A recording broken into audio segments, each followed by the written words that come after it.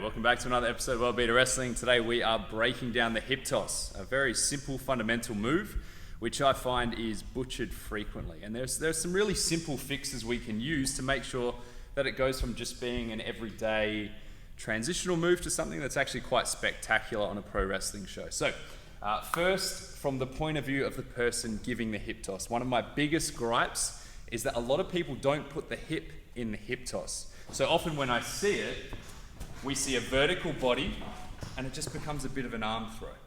Okay, now from this point of view, our partner has nothing to post off. They have nothing to push off to get that extra height. They have nothing to go over, and if they wanted to put the brakes on, they quite easily could. So a Hiptoss traditionally is deeper. We're stepping right out deep. We're getting our hip right across the body. That gives a platform for the partner to push off and to go over. And again, if they're being difficult, you can still bring them over yourself. So that's the first step that really grinds my gears. The second one is taking it. Now, when people take it, two big mistakes they make. First one is, as they go for the Hiptoss, I see a lot of people posting really low on the leg.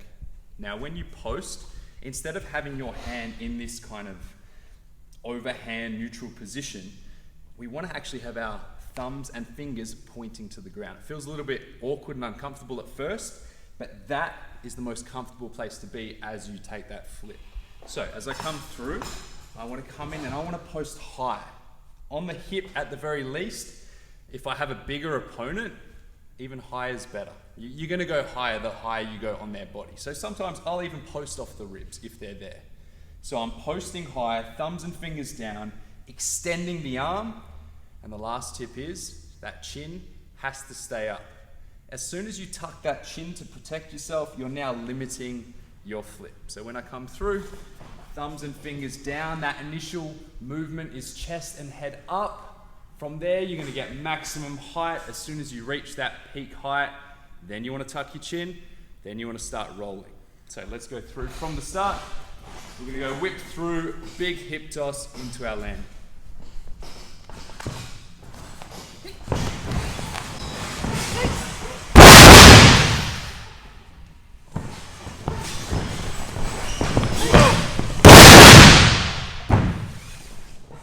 If you want to see more videos like this, click on the subscribe button, spread the word, and if you have any questions or requests for World Beater Wrestling, don't be afraid to comment below.